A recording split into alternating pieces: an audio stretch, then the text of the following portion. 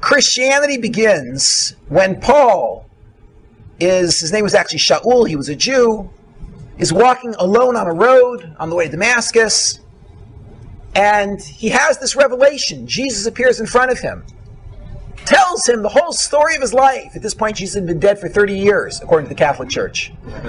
Jesus appears, tells the whole story of his life.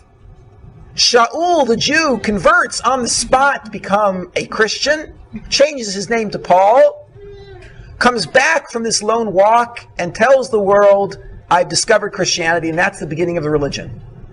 One man's lone experience on the road to Damascus. Islam begins when Muhammad dropped to the ground in what looks like an epileptic fit, gets up from the ground, wipes the foam from his mouth, and explains that that was not an epileptic fit. Really, that was a prophecy. And this is what God told me.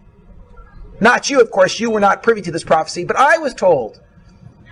And this process continued for many years. And during this time, Muhammad dictated the messages that he found in his head after these experiences. And this became the Quran, a collection of surahs, a collection of these records of revelation. Again, one lone man's experience. Buddhism begins when a wealthy Eastern prince, Siddhartha Gautama, settles beneath a Bodhi tree.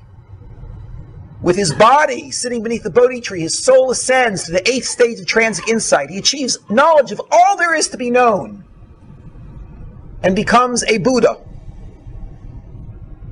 a god of sorts. And out of the kindness of his heart, he came back down into his body so he could spread this technology among mankind.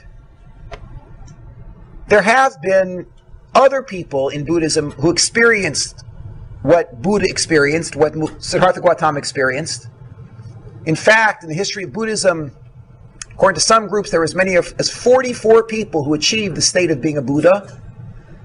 But of course, we only know that because Siddhartha Gautama told us. There is no other person who's ever met any of these other people who made it to the 8th stage besides Siddhartha Gautama himself. So again, you have an entire religion passing through one man. The same is, of course, true of the modern cults.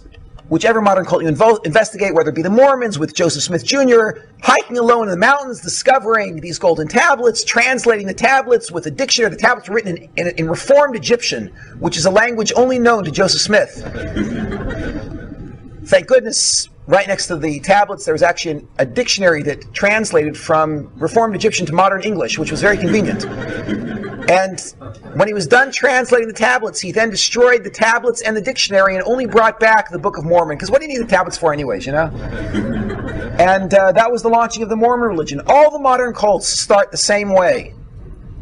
One or two people have a revelation and persuade others to follow. And in all these cases, the credibility of the religion rests on the credibility of its one or two founders. If they're telling the truth, the religion is true. If they're telling a lie, the religion is a lie.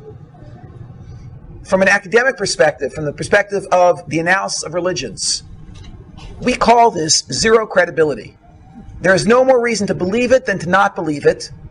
Given that's the case, it's just a wild claim, and the level of credibility is zero. For the first time, I applied this algorithm, this system for completely undermining the credibility of religion by analyzing revelation narratives to a major world religion which I had never tried to destroy before. I never tried to destroy it because I was brought up in this religion.